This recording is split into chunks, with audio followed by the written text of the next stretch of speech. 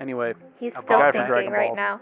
What about just every 10 minutes I just go Yugi boy, and then by the end of it it just becomes so exaggerated that I'm just like, hey, I tell you my answer, Yugi boy.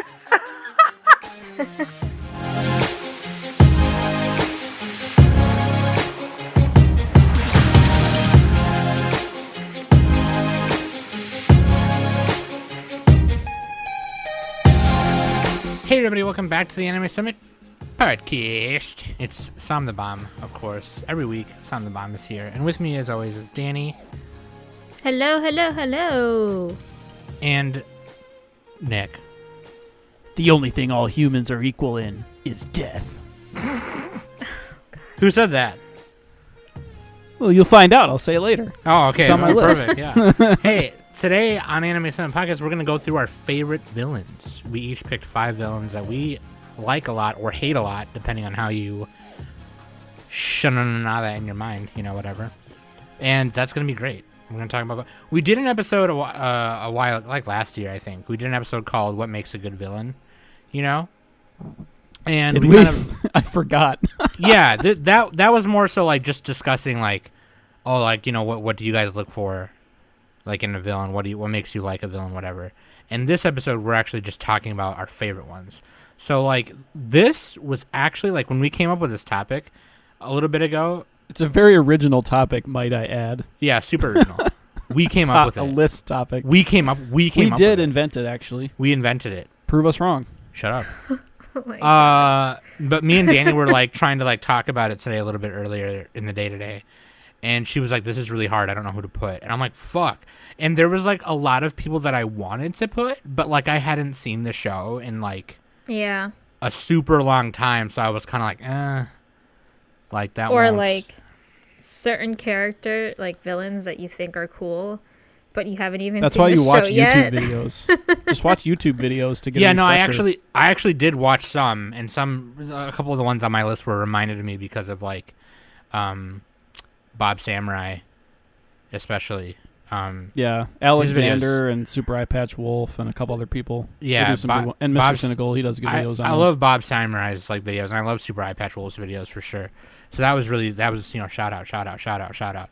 But anyway, yeah, we're gonna do that, and then maybe you can tell us later after you listen to this episode what kind of villains you like. But anyway, I'm gonna take a quick break, and we'll be right back.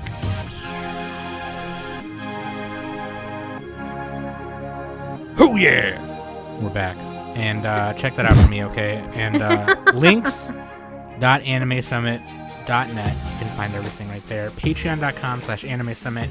Become a patron today. Give a Smokey his wings. And we got more exclusive stuff coming down the line. Wait, like chicken wings or like angel wings? No, like the barbecue, like the honey barbecue. With Okay. Yeah. Or like Red Bull wings, I guess. Yeah, like originally that's what I thought it was, but Please then sponsor us, Red Bull. that's what I thought, right? But then when Sen became a patron and the wings actually came, they were honey barbecue wings with like blue cheese, and I was like, oh. Oh, that's classic. That's good. I was like, that's fine. Like, I thought, like, I'm not a fan of, like, garlic parmesan, whatever the fuck they are. Like, just give me buffalo or honey barbecue or even hot barbecue. You don't need to give me your fancy, quote-unquote, Asian zing or whatever it is, the hell you call it. That's my Buffalo Wild Wings rant. Wait, so would it be correct to call it Oriental Zing? I don't even know, dude. Like, is Oriental even, like, an offensive word? I don't know. It's offensive when you call a person Oriental because it describes an object. Really? But a wing is an object, right? As an Asian like Oriental person, Oriental rugs, right? As an Asian person, I legit don't know. Like, right, I'm Googling it. Like, oh yeah, I guess that, It's yeah, probably slightly offensive. I guess that, yeah, no, I guess what you said makes sense though. I would love to be educated on that because I am Oriental Rugs, Not People by NPR. Yeah, no, I'm for just on real. Google. That makes sense what you say though. I don't know. Yeah, I'll ask my dad. How about that? Anyway, Just call him an Oriental and see how he reacts. he probably wouldn't. He probably wouldn't even care. He'll probably be like, "Son, I know. Okay, you don't need to tell me. I know." I talked to him a little bit today. We were talking about my car, and he was like, "Son, you drive. You do the drive. You know, you drive to work. That's it." I'm like, "I'm not going to work right now." Like, it's like, he's like, "Oh, okay. Don't worry then." I'm like, "No, my car's breaking down. Like, I need help. a new one. Yeah." Dude, my dad's funny, dude. If you ever want to hear a podcast with my dad, let me know. Oh my god. Please do that. I want to listen to that. You have to. Sounds like I forgot the name of the character. Son, you have to put attention. You don't put attention, dude. Dude, my dad watched anime. I think he watched a lot of in Thailand. Tokusatsu was big, so that's what he watched a lot as a kid. You probably saw anyway. like super old shit. Yeah. Anyway, let's do it. Let's get to the listener question of the week, and then we'll get right into our business with Waifu and Husbando, and then we'll get it on. The question of this week comes from Patron Sen. Shout out to Sen. Sen is hilarious. I laugh every time. Anytime they type anything in the Discord, I'm probably going to laugh. Like, they're just so fucking funny. It's my favorite person to pick on in Discord. Right. I don't know why. They just are. Their question is, if you could only watch one anime director's work for the rest of your life, whomst would it be? They typed out "whomstividid" with a lot of apostrophes. All right. Any director, everybody. Danny, you go first. Who did I put? I would probably pick Watanabe. Shinichiro Watanabe. Yeah. I love Carol and Tuesday, and Cowboy Bebop is a classic. The first one you went to was Carol and Tuesday. I'm like, all right. Hell yeah. I really liked that one. I know. That was his most recent. First? Yeah, that's his most recent one, though. Most recent, yeah. Yeah. Nick? God. Anyway, what about you, Nick? That's a good fucking choice, actually. It is a good choice, yeah. Fuck! I should have picked it. All right. Shit! Pizza 2, wait, haha. I'm going chalk. Hideaki Anno. Actually, we're all going chalk because they're all just popular directors. Going shock. Hideaki Anno. He did Evangelion and Gunbuster and a few other things. Some of my favorite shows. Oh, he also did Wings of Honiames. It was more animation director, but yeah, there you go. Nadia, Secret of the Blue Water. Oh, and His and Her Circumstances. Okay, so I gotta watch that one. So really quick, before I say mine, has anyone seen Nadia, Secret of the Blue Water? No. Isn't it supposed to be like really bad? Because I watched it as a kid. No. Okay. Anime World Order did a whole episode on this. They explained it. Basically, yeah. Like Everyone take a shot. Nick said Anime World Order. Everybody take a shot. Like the first, I think, half of the show it went normally, and then Anno had to go back and like write the ending or finish the ending somehow. So they just like brought on a backup guy to fucking like add filler. So what you can do with that show is like just look it up online. I forgot the episodes, but you can basically just watch a summary. And the funny part is like the last episode of the filler arc is a summary of that arc. So just fucking skip it and watch the ending. So it's like good beginning, bad middle portion, and then good ending. Oh, okay. Basically. I remember watching like the first 2 VHSs like in sub when I was a kid, and the opening song is like one of my favorite anime songs. Dude, that's so catchy. It's so good. Yeah. Especially anyway, the first note. Yeah, no, the first note, dude. I would probably just pick Imaishi because I love. What's his first name? Hiroyuki. Oh yeah, that's right. He did Luluko, Kill la Kill, Panty and Stocking, Gurren Lagann, Dead Leaves, and Promare. He was also an animation director on Fooly Cooly, but we're just talking about directors. I know Senzer said directors, but yeah, and they also directed some of Black Rock Shooter, I love Black Rock Shooter, so I would watch that shit all fucking day. I'm gonna do that meme where it's like, oh, you still gonna rewatch Kill la Kill like even when you're 59 years old, and it's gonna be it's gonna be the video of that guy. He goes, to this day, to this day, double cheeked up. Double cheeked up. I don't know why I thought of that. Ass out, double cheeked on a Tuesday. let's get into Waifu and Husbando. Of course, both our Waifu and Husbando are villains. Okay. Waifu is Nui Harime from Kill la Kill. She is the wielder of the other half with a scissor blade, and she's like a crazy tailor, pretty much. Beethoven is her theme song, I think. Beethoven, yeah, Beethoven. And Husbando is Maximilian Pegasus because, he can see right through your cards, Yugi boy. Okay, everybody chime in. Who thinks Pegasus should have been the waifu? So stupid. He's got long hair. He's pretty like a girl. He's flamboyant. You are the only one that wants that. You are the only one that wants that. Nick is just mad because he can see right through. Nick is just mad because he can see right through his cards. God, who's gonna be we need like a baldy. Anyway, he's still thinking right now. What about just every 10 minutes I just go Yugi boy, and then by the end of it just becomes so exaggerated that I'm just like, hey, I tell you my answer, Yugi boy. Who's your favorite card player? Yugi boy.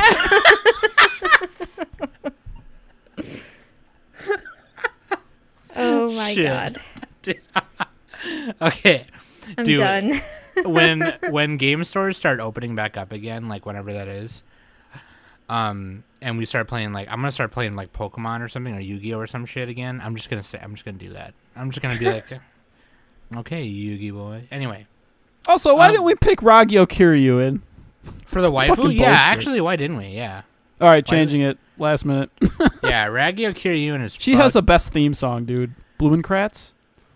Oh, nut. Every I should time. have put her on my list. Actually, I think there was a reason I didn't. I think I don't remember, but because you're a bitch. We can talk about honorable mentions at the end. Each of our honorable mentions at the end, but we'll just go down the list. I'm first. It looks like I'm reading your list. What? Your number one, the title for your number one. Never mind. Oh yeah, yeah. Dude, So my criteria. So we'll go Sam, Nick, and Danny, and we'll start from our number 5 and then go up. But my criteria was like, how much do I hate him? How much do I love him as a villain because I hate him? Like their motives and how much I want to bang him. And my number 1, I don't necessarily want to bang. But my number 1 is just like that'd be kind of complicated. Yeah, my number 1 is just they're that vile of a thing that I'm just of like, a bad guy. Yeah. Spoilers. At least nobody picked. Look, spoilers. At least nobody picked fucking Gurren Lagann villain or some bullshit like that. All right. Fuck well, that I villain. haven't seen Gurren Lagann, so I can't. It's a great show, but the villain is like, I'm the spiral. I'm a fucking abstract thing. Sorry, not a cool villain. Yeah, see, if you're not on the level of like your villain line delivery as Yugi boy, then you're not a good villain. Yeah, dude. Flamboyant. I really wanted to pick Pegasus or Kaiba as a villain, but we already kind of did Kaiba in the SmackDown. The SmackDown, yeah. I don't want to overdo it. But plus, dude, Kaiba's flamboyant. Kaiba's a good guy. He's you like could an be like the Joker type, just like way over the top. I love that shit. The Joker, yeah, dude. Shout out to Heath Ledger. That said, all of mine are intellectual picks, so shout out to Heath Ledger and Joaquin Phoenix and not Jared Leto, by the way.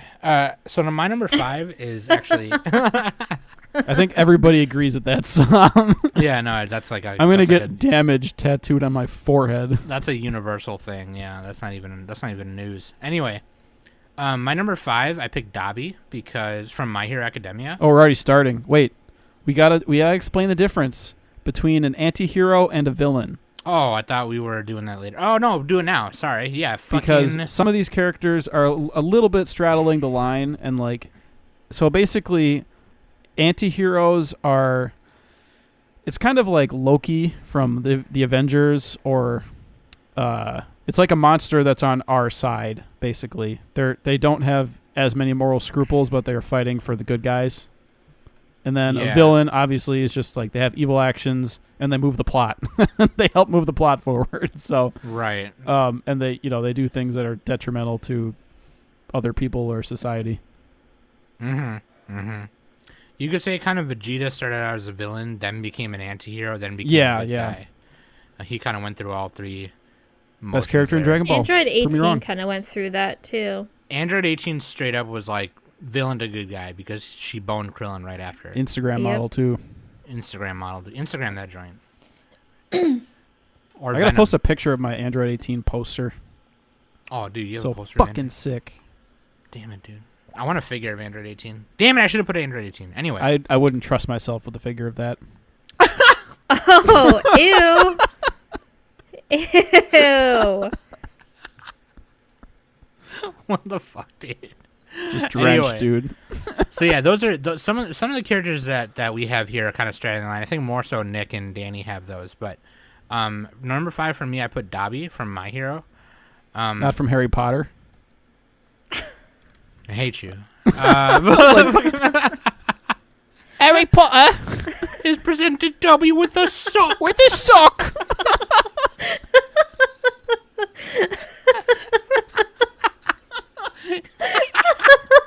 Shit. Yeah, no, Dobby from Harry Potter. Best villain. We're done. Done recording. That's it. This is best villain. No.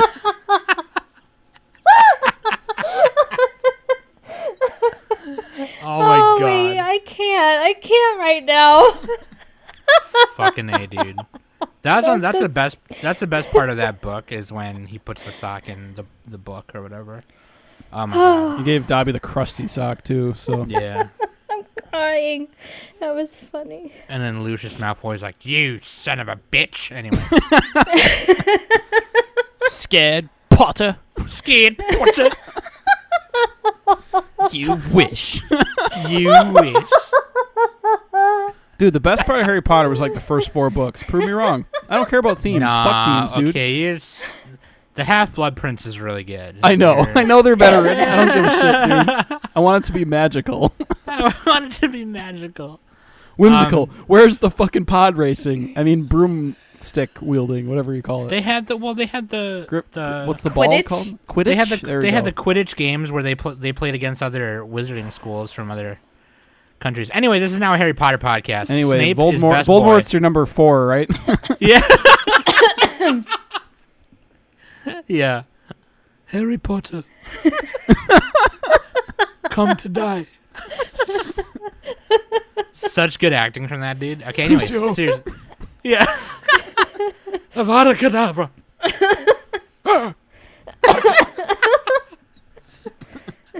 All right. I should have stretched before I stood up.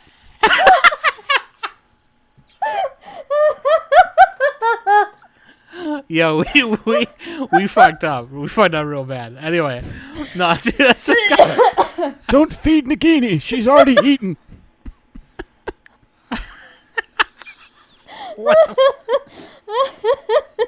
She's already eaten.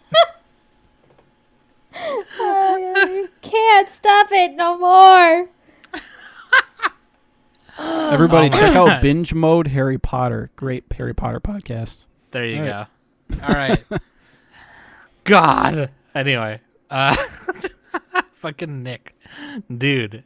No, I picked Dobby as my number 5 because I was gonna put Stain, but then I was like, but he's not a really he's a big deal for a little bit, but it's very little, and Dobby being inspired by Stain, I thought was a closer thing, and he's gonna be a bigger character later in the series, and he's a big character like right now. So like, and plus I love his look, I love his design. He's very much like he wants to carry the ideals of Stain, which is like Stain is one of those villains where he's like he's doing this thing because he thinks heroes are fake. Like any hero that like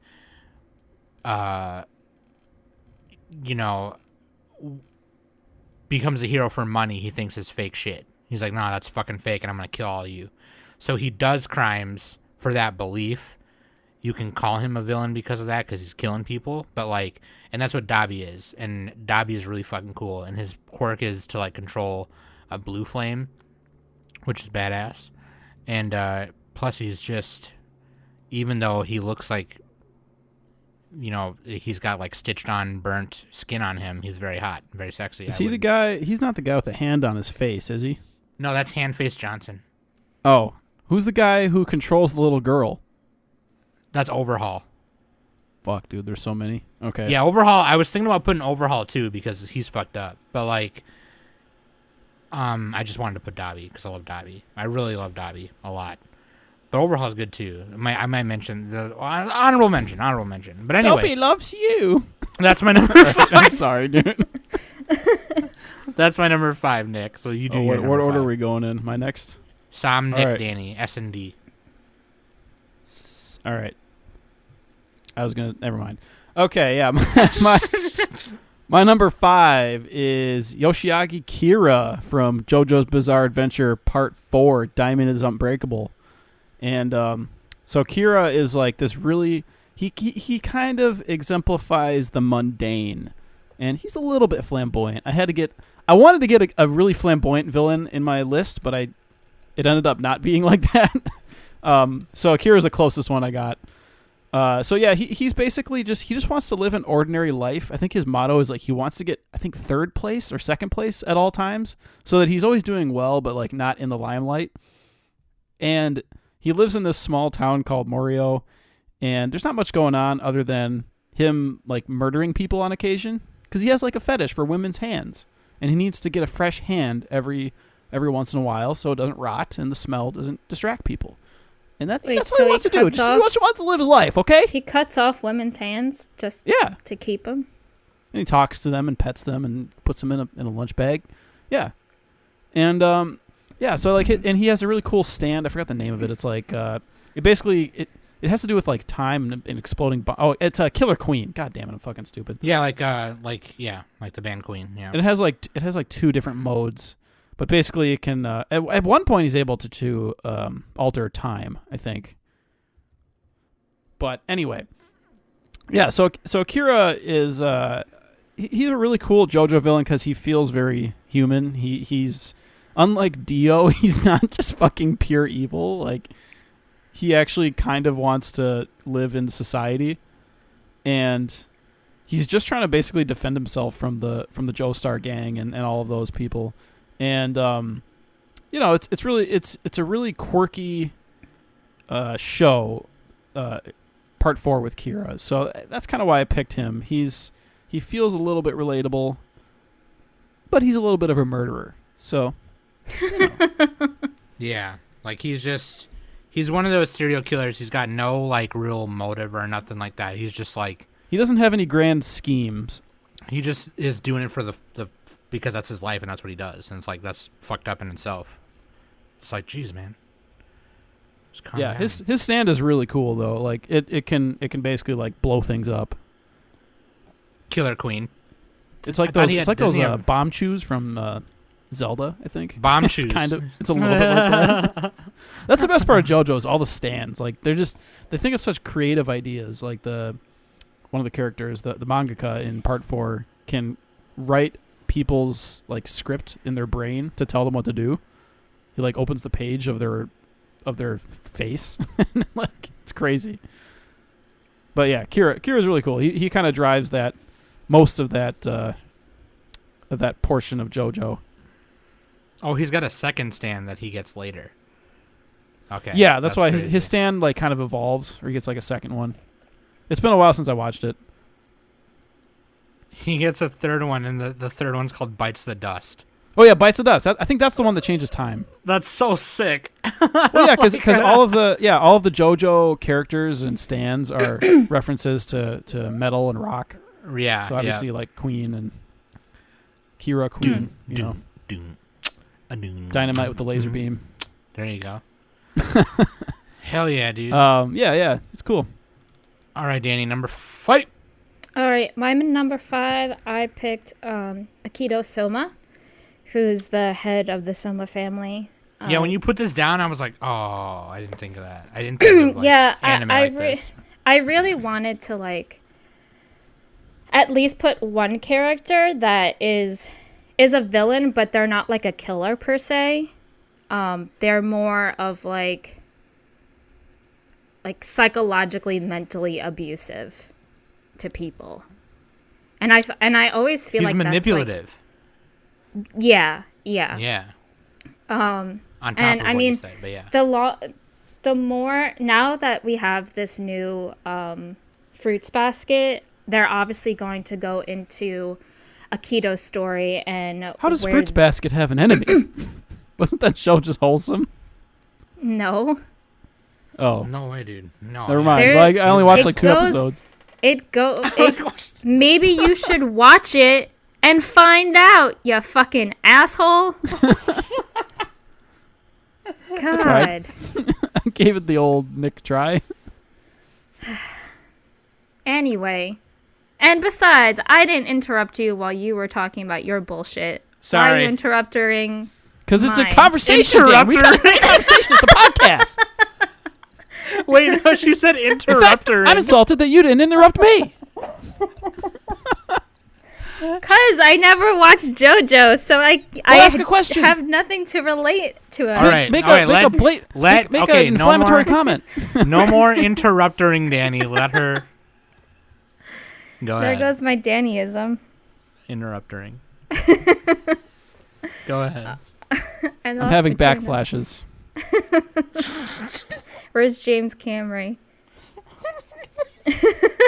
That should have been your director. James Camry. Okay, sorry. Go ahead, Danny. We're sorry.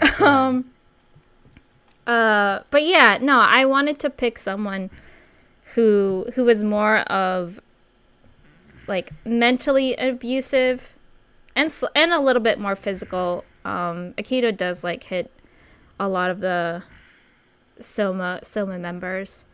But now that we have, like, as I was saying, now that we have the new version of Fruits Basket, they'll go into more Akito's story and why Akito is so abusive and where it was rooted.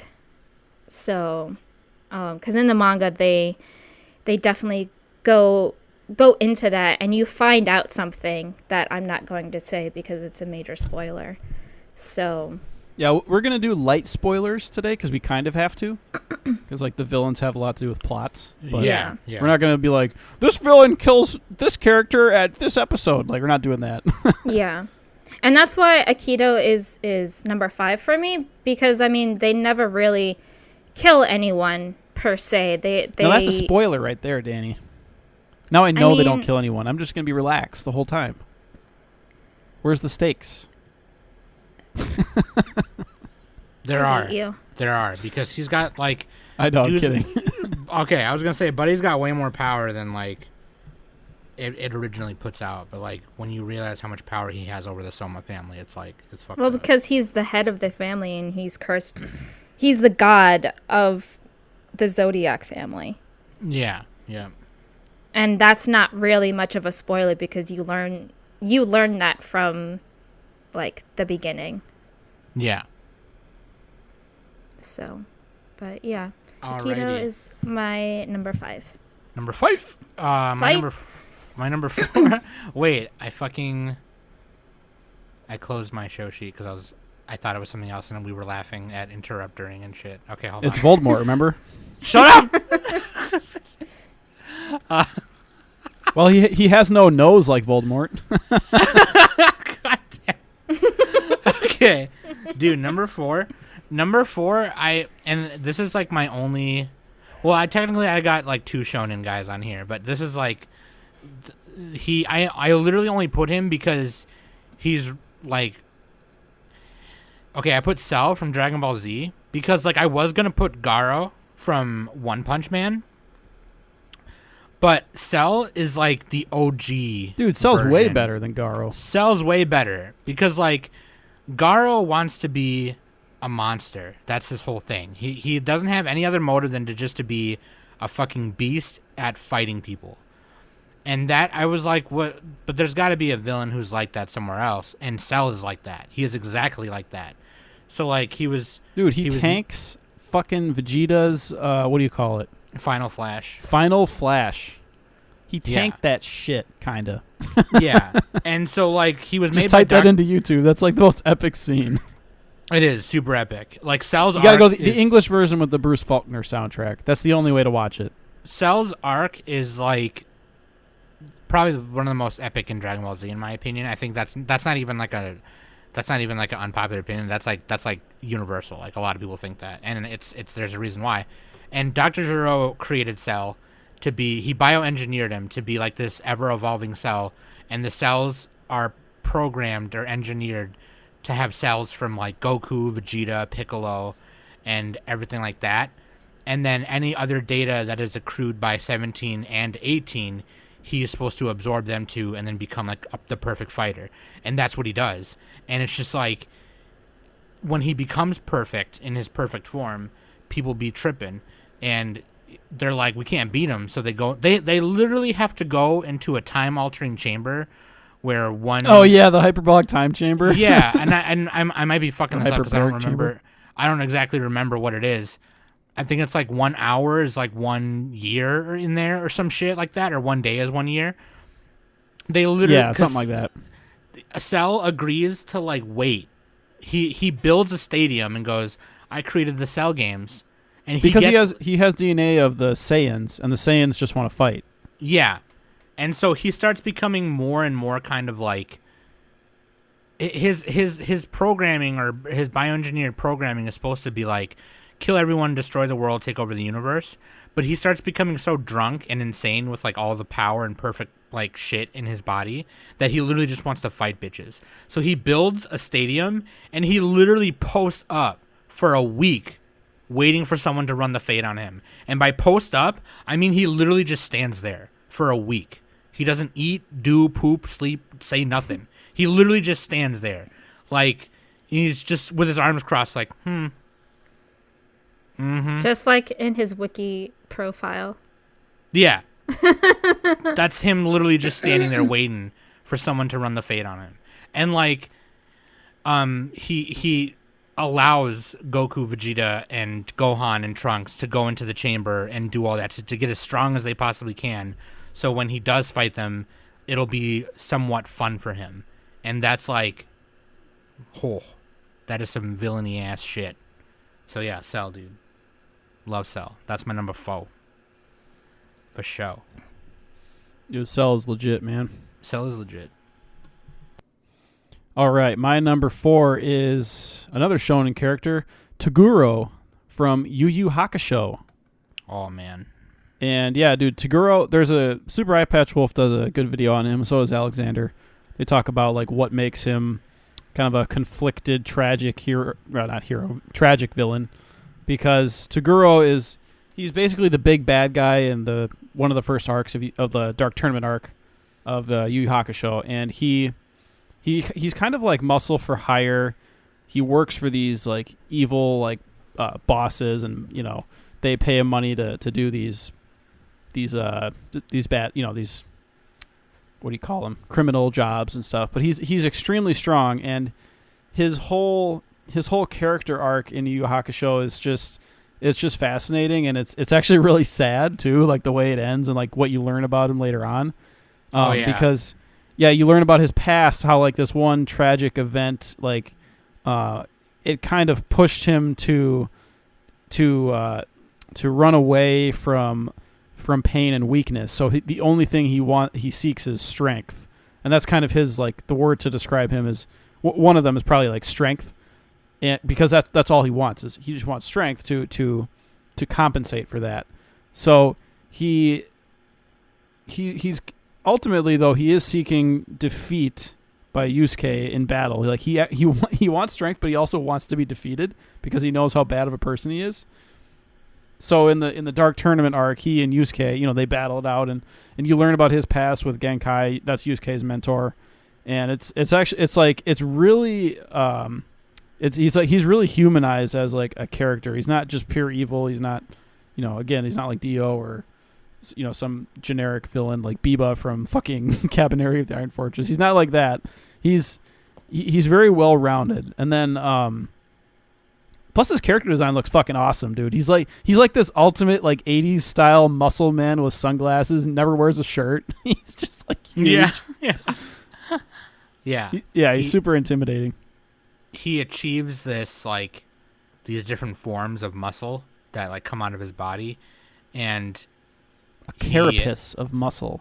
Yeah, it looks fucking disgusting. But that like when vein that pops out of his like clavicle. His collarbone area. It's like his collarbone gets its own muscle or something. Yeah. Yeah, his bones get like more bones or something. Yeah, It's fucking his crazy. bones get more bones. But like, yeah, even you see him like later on after his arc and shit, and he's like going to hell. And he's like, no, I know what I did. He's like honorable in that weird. Yeah, well, fucked up way. The king, the what's his name? The baby king. I forgot his name. Koenma. Koenma. He's like, yo, you don't have to go to hell. We figured out that you can go here instead. And he's like, no, this is my atonement. I have to do this. So he purposely goes to hell and like says goodbyes to Genkai and all of them. And like the funny thing is like his glasses his glasses in a way kind of, if you think about it, they're there to like shield him from like seeing himself. So they look cool, but they also do that. So there you go. He's got a lot of layers like Shrek. He's an ogre. Yeah, man. Toguro, the younger Toguro. He's a very tortured soul, and yeah, He's he's very probably tortured. like one of the best characters in that show. I can agree to that. That's the thing with Yu Yu Hakusho. It's like it has such a great cast. It does.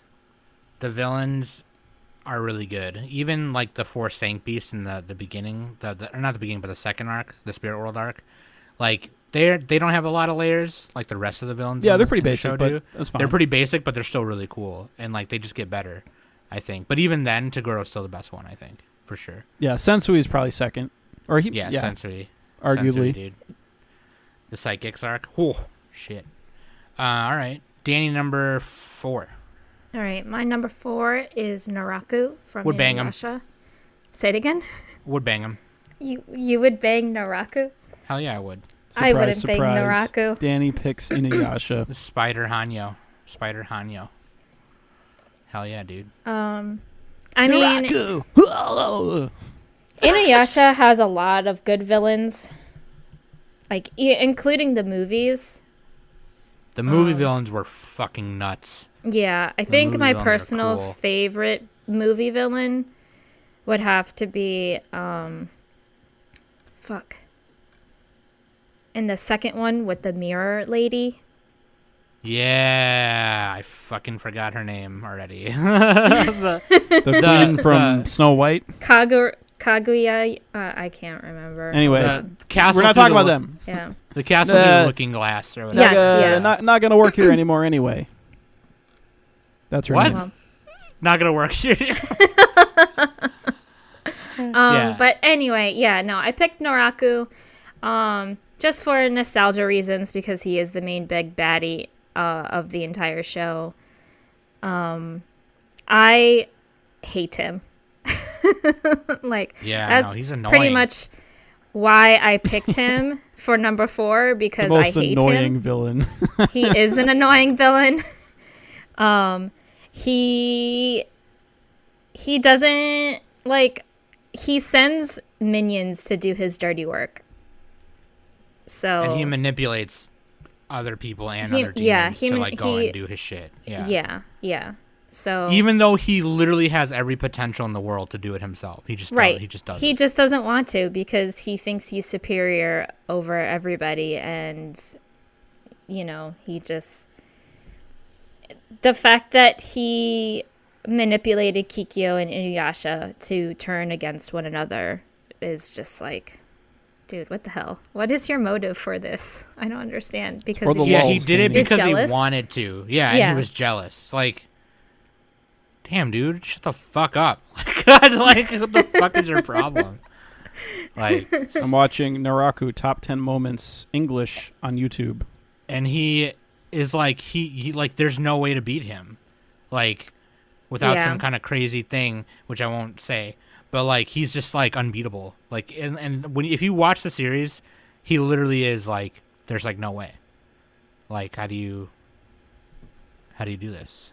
How do you do this? I don't know. Nobody knows. Nobody knows. The trouble I've Oh seen. my god. Anyway. Yeah, dog. Okay, number 3 for me after I pee. 1, 2, 3. Tee-hee-hee. Tee. I put Char the Red Comet Aznable because from OG Gundam, villain. the OG villain. Because and he is a little bit more of like a noble kind of villain, and he's not really sadistic or anything like that. But like he believes in the cause of Zeon, and they want, Zeon. Yeah, they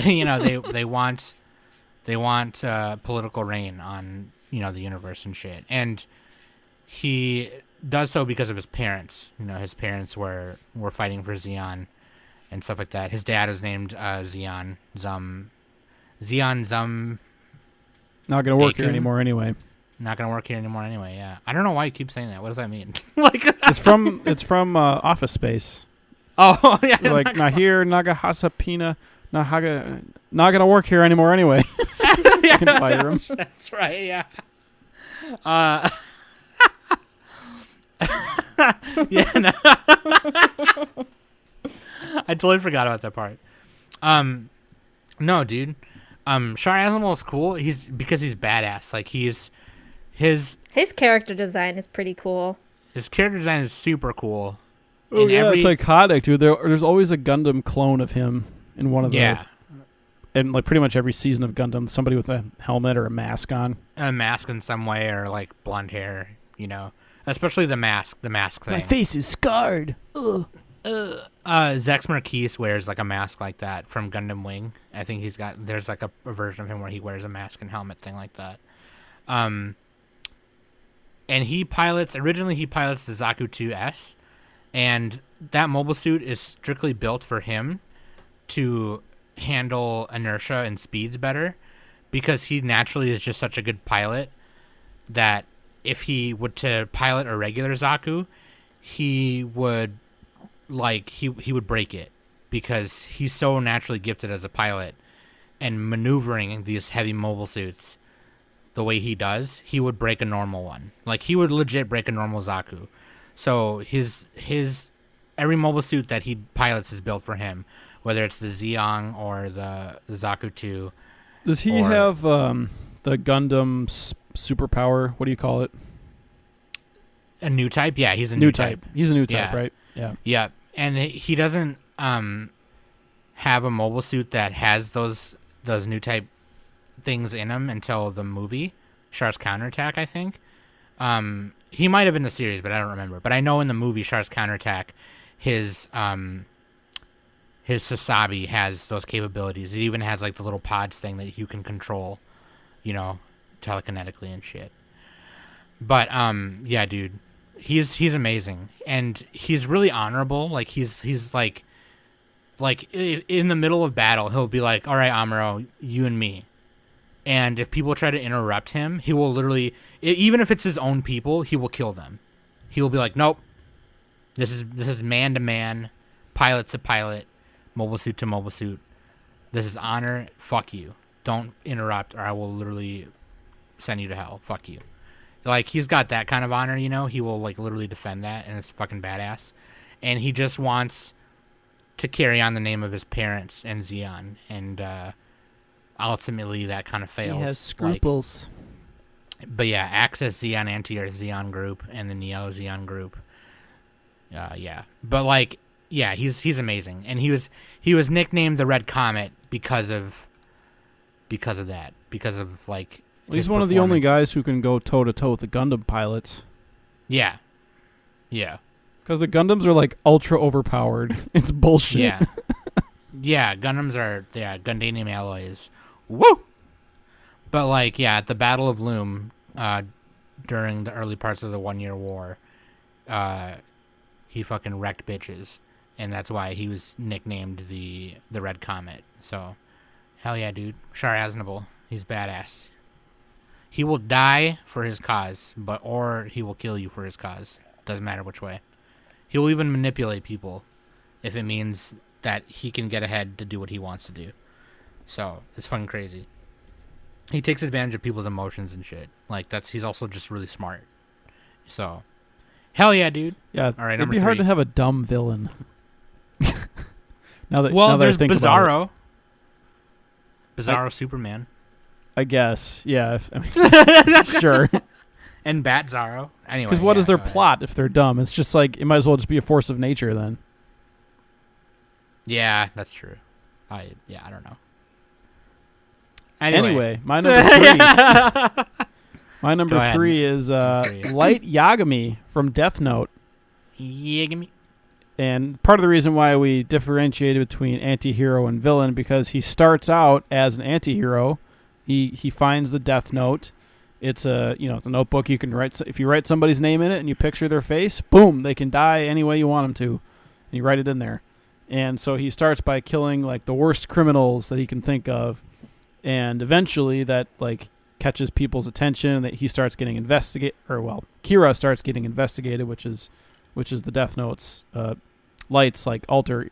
It's like the pen name that he uses when he kills people, and so so he starts out as the anti-hero, and then as the series progresses, he turns into a villain, partially out of like self-preservation. Actually, that's the main reason. He's like the word to describe him for me is like calculating, like cold and calculating. He's very he's very logical with how he, or methodical. Methodical might be a better one. He's very methodical with how he like, carries himself and, kills his enemies essentially, or kills even random people just to throw people off his path, off his trail. Because it's kind of a cat and mouse anime, Death Note. We've all heard of it. You got Light, you got L. L is the investigator. He's like the super genius. He suspects Light, but he can't prove it. So he's trying to catch him. And that's like the first portion of the series. And then later on in the series, there's more characters, and L falls further down the path of evil and just killing people and manipulating people. So he dates this other girl who has a Death Note. There's multiple Death Notes in the show. But what was her name again? It was Misa. Misa, yeah. So he dates her and basically uses her for his purposes.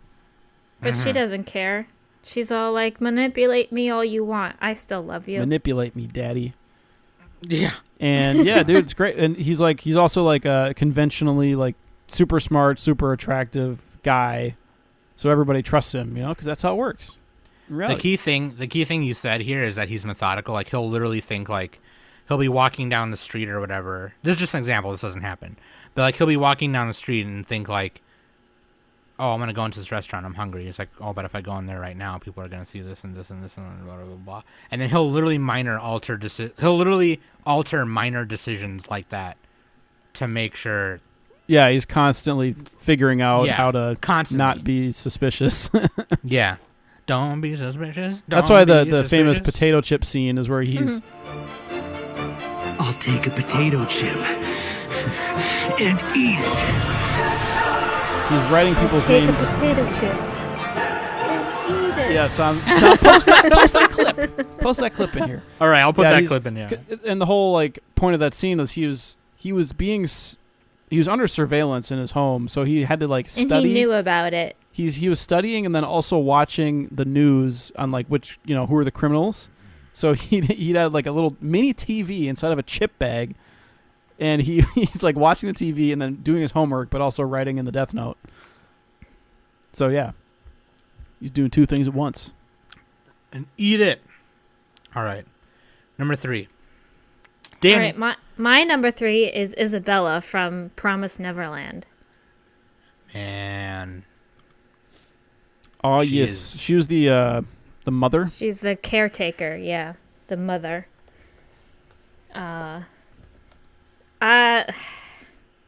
Again, like she complicated. Yeah, like you're an aura distance. She's very sadistic, and you almost kind of feel sorry for her because she had no other choice. So that she doesn't meet the same fate in a way.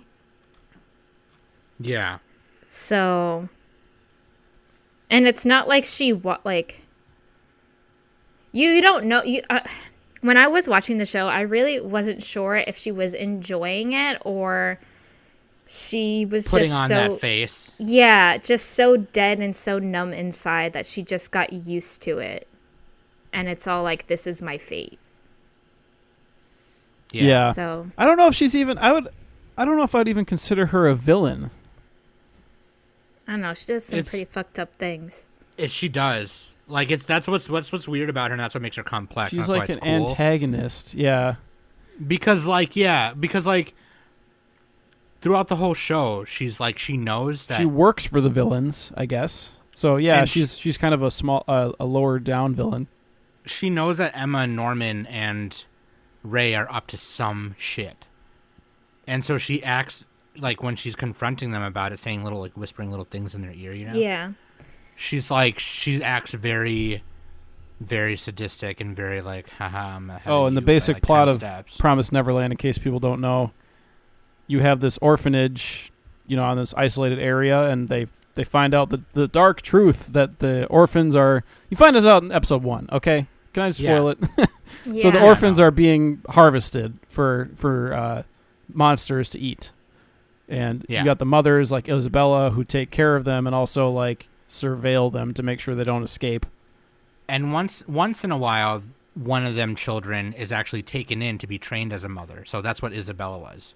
Yeah. So Yeah. she was on an orphanage, and then she was And then they like saw her potential, like, hey, you are smart enough. Why don't you become a mother? And So she became a sister first, and then became right. a mother. Yeah. Yeah. Mhm. Yeah.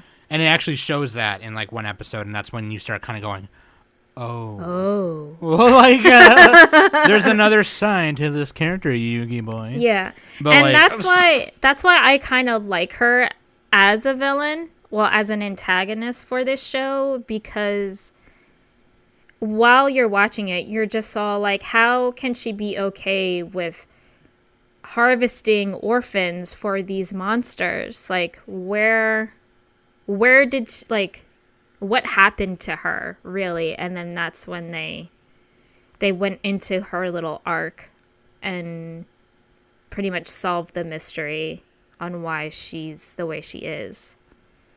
So I want to read the manga and see if she's even more sadistic than she is in the anime.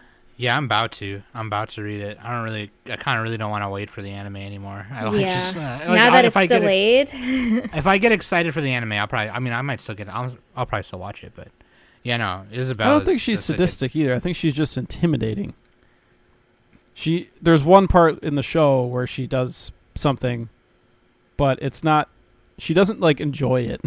She just she does something to a character to prevent them from escaping. I'll put it that way. That's what I was saying. I think she just puts on that sadistic looking face just to like intimidate them. Mm-hmm. Because she will get in trouble. Like if these kids get fucked up in some way, she will get in trouble. So she's doing everything she can to scare them and it's keep like them in line survival mode. Yeah, sort of like that's like what Nick said earlier. Yeah, surviving. She's trying to survive. But yeah, dude, that's a good one. That's a good pick. All right, number dos, numero 2. I put Makoto Shishio from Rurouni Kenshin. That's a good one. Oh man, like I hate that guy too. Yeah, like I fucking, but I love him so much. From Yeah. his Oh, the character zombie design. guy. Yeah, fucking Bandage Face Johnson, Mummy Face Johnson, dude. From his character design to his character, just like he is the most ruthless. And he uses this sword fighting style that he made that is actually like other people who have learned it or tried to learn it, like it's been banned, like it's like forbidden, and it's called the 3 secret swords technique. And it uses fire. It uses like he ignites fire with his body and his sword, and that's why he's like burned and shit. Oh my god, dude! Like he's so fucking cold blooded.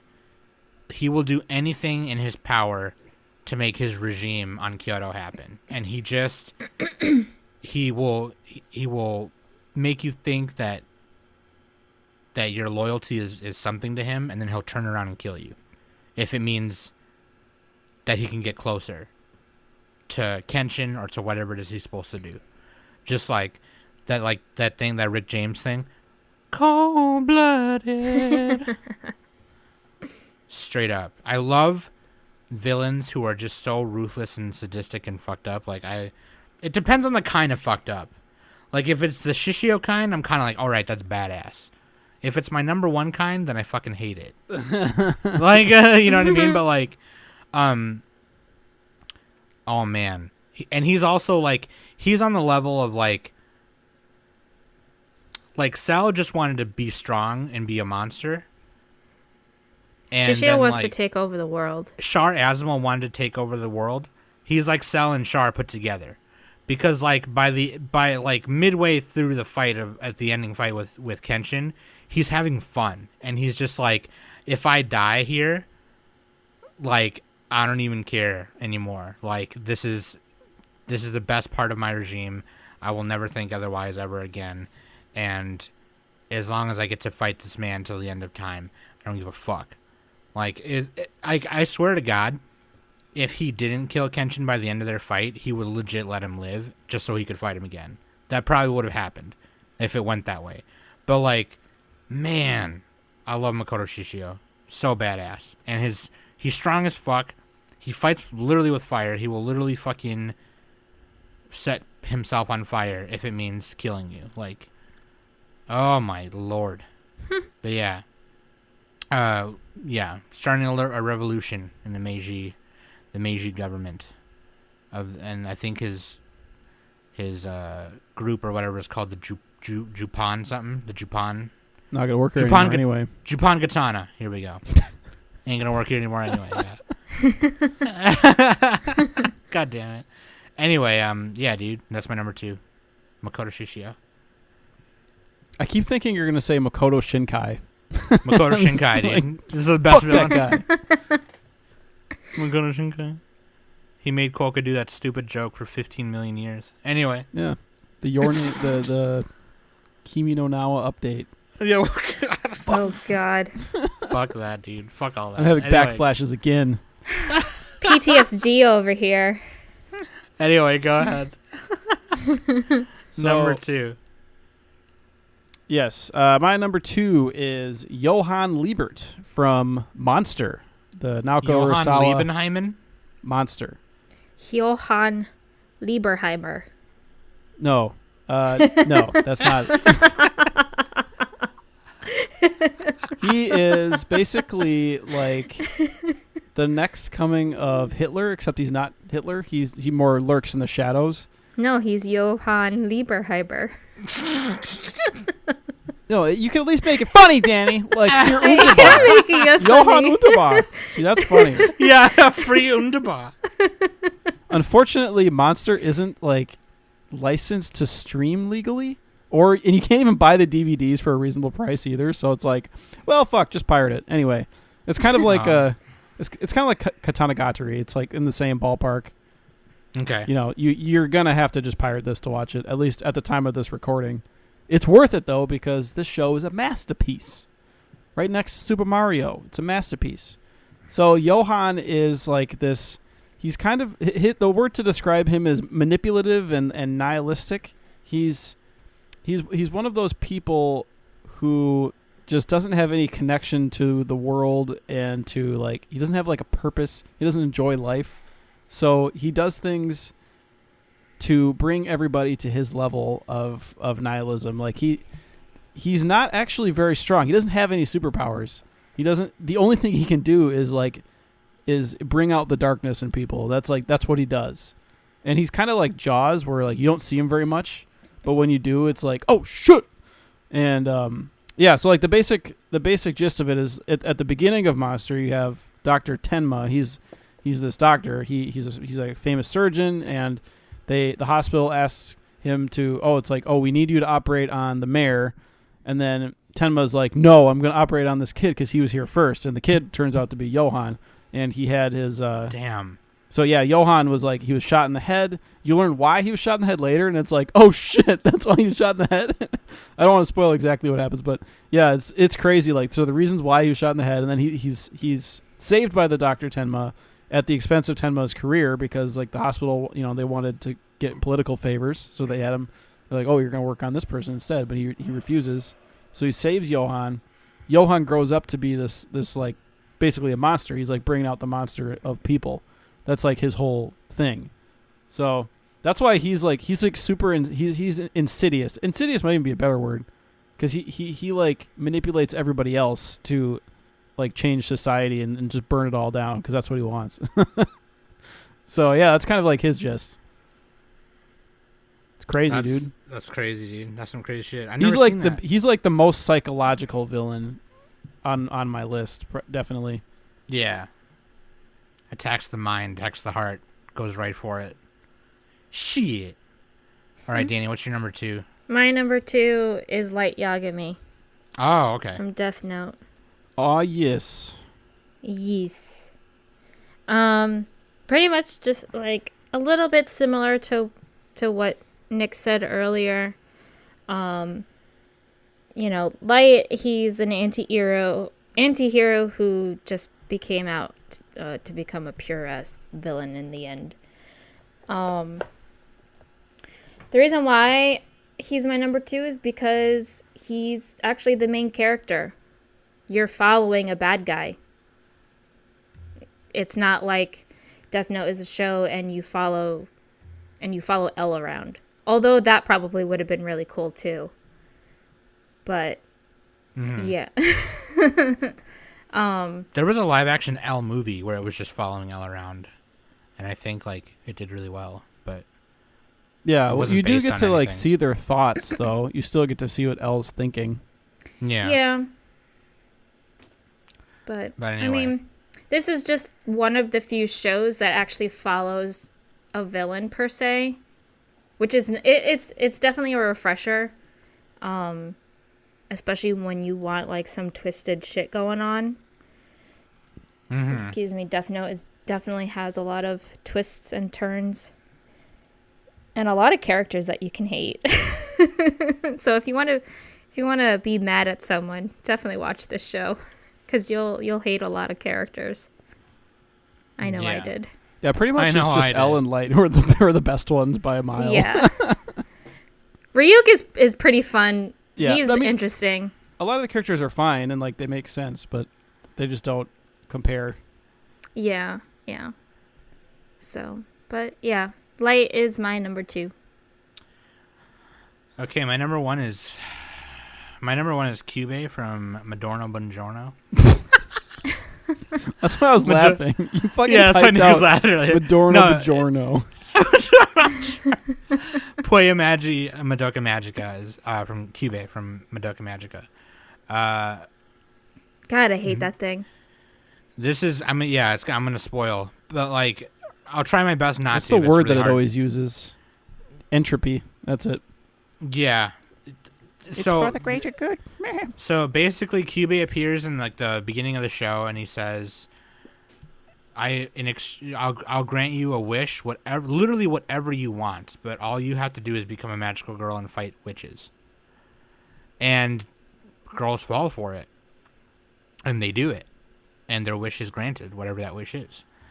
And then, you realize that the reason that he wants them to hunt witches is because the more they do it, the more their soul grieves.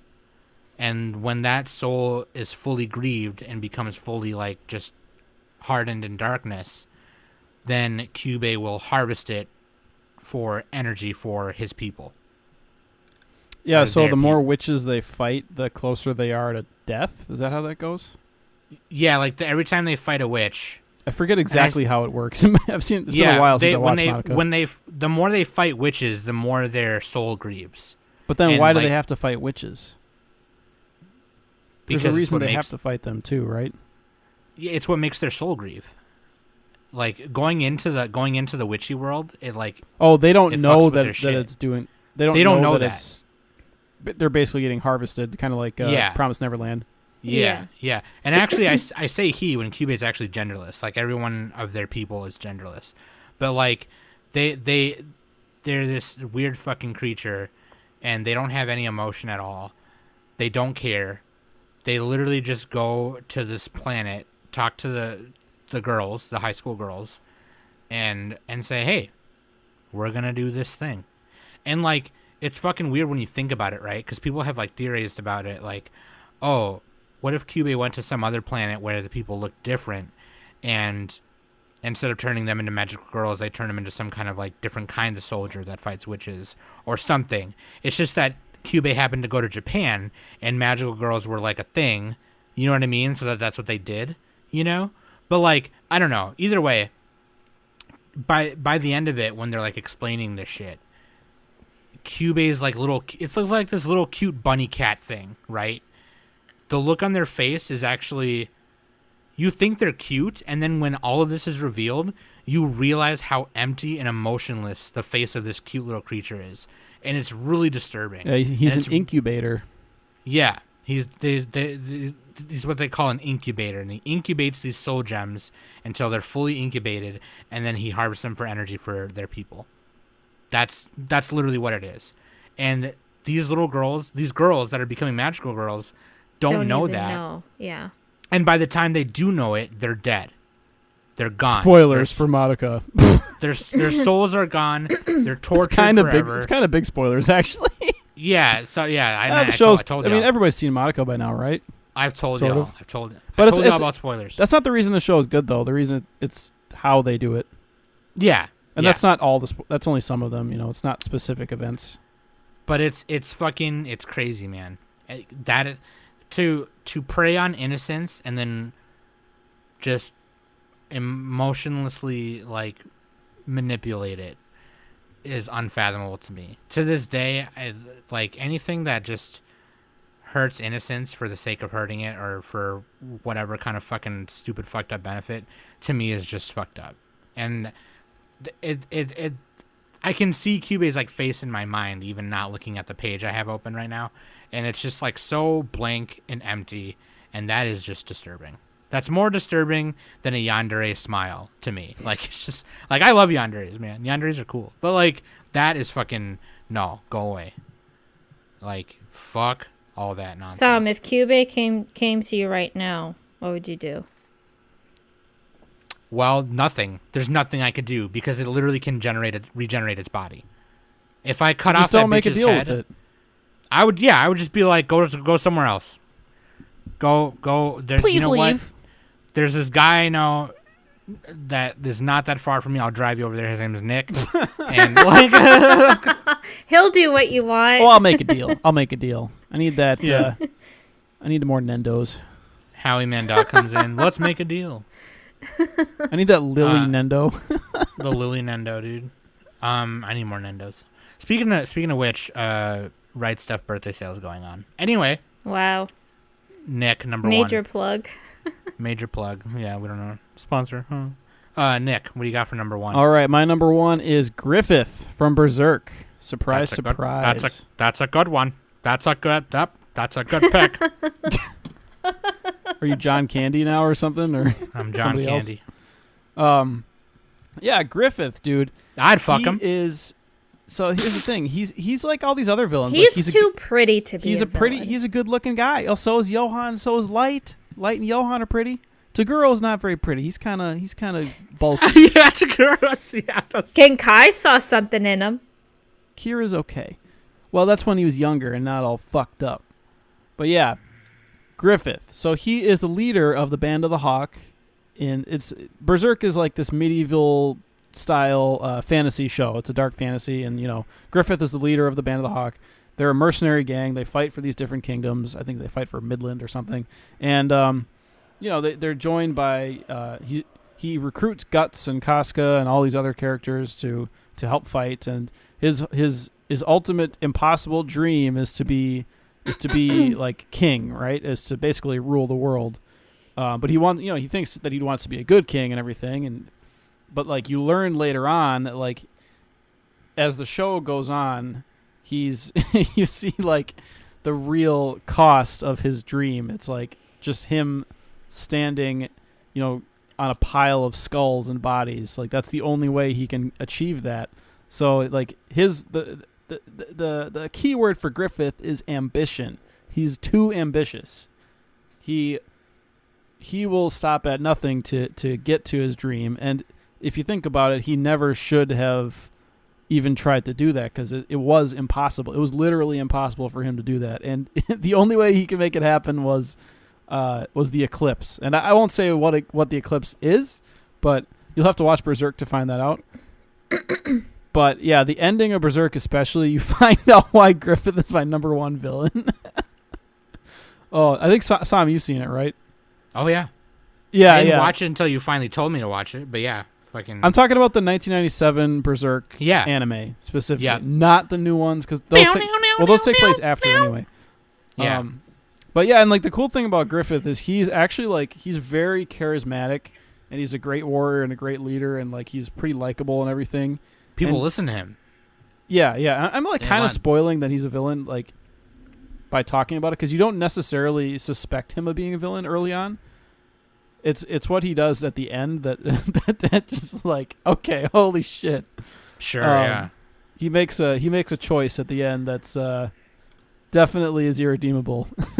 No, wasn't it a really spiteful choice? No. He did it out of spite? No, not at all. I think it was No, he was. It was just for himself, really. He was all in. Yeah, he was in that bitch. He was in there. That's pretty much like he had to have done that. He had to make that choice if he wanted to get his dream. That's the only thing he could have done. So, yeah. Griffith. All right, Danny. Number one. All right. My number one, again, just out of pure nostalgia, is Queen Beryl. Yeah. From what? From Sailor Moon. Danny, you have to describe it. Not everybody knows who that is. What do you mean? Everyone should know Queen Beryl. Not everybody does know. You're right. Yeah, you're right. the whiteys don't know. But yeah, no. Queen Beryl, the first main antagonist in the first arc of Sailor Moon. I was talking to Sam about it, and I had a really hard time trying to pick my number one. Because there are honestly a lot of good villains out there. But, I mean, they're not... I wouldn't say I would put them in my number one slot. Because whenever I do watch a show and there is a villain, I typically root for the hero to begin with. I don't really care for the villains. I just want them to be gone and defeated. And, yeah. So, but Queen Beryl, she was in my childhood, and her design alone, especially in the 90s, is very, you don't really see it too much, even though she has like the dark colors, especially with her dress, but her hair is just like this fiery red. And also she has a lot of really funny lines, especially in the original dub cast. Very, very dumb and very campy lines, especially when she's yelling at people. So, you haven't seen the last of me. Curse them, Sailor Scouts. Curse them. And all she does is just sit on her throne and have her hands out, hovering around her crystal ball. Yeah, like, she's a pretty classic villain. She's not like very different from she's like very like fundamental villain. Yeah. She's your typical like kind of like Disney character. Yeah, she's like an evil Disney queen. Yeah, from like Snow White or Sleeping Beauty. She kind of looks almost similar to them too. She's like very much like classic tyrannical, wants to be the queen of everything. Yeah, kind of thing. Yeah. The drawings for the manga, especially, is very like I like it a lot. I low-key want to read the manga, like legit. I low-key want to read the manga too. Don't I do want to it. rewatch the show. and read the Junichi manga. Sato is the only reason that show was good. Nick's ultra hot take. Damn. I'm just God. kidding. Shots fired. I'm I half like how kidding. in the wiki page that Danny posted for it was like it, under the most wiki pages they have the picture of the character and then it has like full name, birthday, whatever, and then like under a list of crimes it just says crimes and it just says mass murder. Well, I mean, her goal is kind of like stupid. We got a lot of mass murderers on our lists. Pretty much The all of or- mine are. The a way. original of Sailor Moon, you don't really find out what led Queen Beryl to be the way she is. Well, In the she's mon- gathering energy for Queen Metalia. Yeah, well, that is like her main goal, but how she became the evil Queen Beryl she is, you don't really find that out in the original. You do find out what happened to her in Crystal and in the manga. Queen Beryl was in love with Endymion. Spoilers. Spoilers. Hey, we After had you a lot said of it. spoilers today, so. Yeah. Hell yeah, But, dude. Queen Beryl's the classic. Like she's like Yeah, she's a definite classic, and that's kind of why I picked her as my number one. So we're talking about like if we talking about OG women in general in anime, it's like Queen Beryl, Sailor Moon, Bulma. yeah, You know what I mean? If we're talking just like OG villains in anime that are like the icons, like Queen Beryl's one of them. Mm-hmm. For Yeah. sure. I for really do sure. like Mistress 9 from Sailor Moon S. Oh, I haven't gotten that far yet. I've only watched the know. first season. I barely Get with the times. I barely remember. I watched Sailor What Moon Crystal, happens- so I know the Yeah, the basic Mistress- plot. Yeah, Mistress 9 is in Sailor Moon Crystal, but they don't really go into a whole bunch of details on it. Yeah, and the reason I'm saying that Junichi Sato made that show good is because in the original you had all this filler and you had all these characters with their quirks and their differences and like they were just fun characters, but in Sailor Moon Crystal they just rush through the plot points. Yeah, it's like fuck, yeah. man, they don't feel very different. Yeah. So I also I'm assuming I the manga re- is kind of in between those. just a little bit, yeah. And also another great villain from Sailor Moon is Sailor Galaxia. Yeah. She I really liked her design too, but again, like she's more of an honorable mention for me because I haven't gotten that far. I didn't watch the final season of Sailor Moon with Sailor Galaxia and the Sailor Starlights and everything like that. So, Sure. but Yeah. I think that's a good time to get into some honorable mentions real quick. Oh, I deleted all mine. I already told you Oh, mine was damn. Kaiba and or Pegasus. Yeah, no, Danny put the Major from Hellsing Ultimate, Hisoka from Hunter x Hunter. I was gonna put Hisoka like low key. I just like feel like I needed to watch. Don't forget more. Miriam and that's the same. the guy from York New. What's his name? Yeah, see, I'm just starting York New, so That was the same thing with me. Like I wanted to put Hisoka on my list, but I haven't really gotten to why he's so evil. Like I know he's a bad guy, obviously, but I haven't gotten that far in Hunter x Yeah, Hunter that's to why I see. So, I was also thinking of Zex Marquise and like Trey's from Gundam Wing, but Gundam Wing is just so whatever. yeah. And then I also thought of Master Asia from G Gundam, Lady Yue. Lady Yue, dude, Yeah. from Card Captors, or Dude, not Card wait. Captors. Sorry, I was thinking of Yue, but From From, Gundam uh, Wing, the from girl Gundam with Wing. the braid buns. She's badass, dude. She is badass. She's badass. I wanted to put some characters from Naruto, but I haven't seen it. Dude, yeah, I know. I did too. But here's the thing. I haven't seen every episode. I've only seen, like, the first, like, 40-some, and then I've seen, like, the first 40-some of Shippuden. But I legit, and I know what happens, and that's how I know. But I legit wanted to put Madara Uchiha so bad. Like, oh, I love Madara. He's... Oh! I was so going to put badass. Emperor Pilaf from Dragon Ball because he's funny. Emperor Pilaf. Dude, you know what? I should have put Team Rocket. Should have did Team Rocket. Yeah, Oh yeah. my Team God. Rocket's, Team Rocket's a meme. Giovanni in, like, the original... Like, I guess in the original Red and Blue story, like, he realizes that he's a clown and he, like, you know, leaves. But, like, I don't even know what Giovanni's deal is in the anime anymore. What his latest thing in the anime is. I don't even know what that is. He's He's- Ash's I know after dad. I don't right? like him in. People have theorized that that's who he Yeah. is. But no, I don't know. Maybe shit. But, like, yeah. Paying child support to Pallet Town. If I were to choose a villain from Pokemon, it would easily be, N from Team Plasma.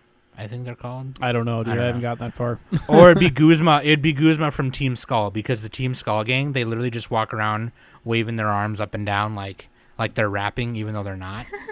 And they walk the whole way doing that. It's amazing. But anyway, yeah.